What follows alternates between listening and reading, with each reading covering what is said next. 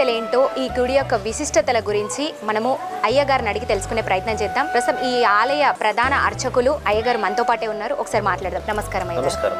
ఓం శ్రీ గురుభ్యో నమః. కందూరు గ్రామం, అడ్డాకుల మండలం, మహబూబ్నగర్ జిల్లాలో ఉన్నటువంటి శ్రీ పుణ్యక్షేత్రమైన శ్రీ రామలింగేశ్వర స్వామి ఆలయ ప్రసిద్ధి చరిత్ర మీకు చెబుతాను. పూర్వం స్వామివారు కొండపైన ఉండేవన్నమాట. పూర్వము తమ్మలి వంశానికి చెందిన తమ్మల్లి పెద్దమనే భక్తురాలు ప్రతినిత్యము కొండపైకి వెళ్ళి స్వామివారికి పూజలు, అభిషేకాలు, అర్చన చేస్తున్నట.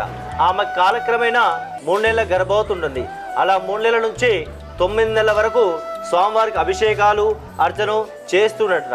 ఒక శుభదినాన ఒక 12 మోబిటకి జన్మనిస్తుంది.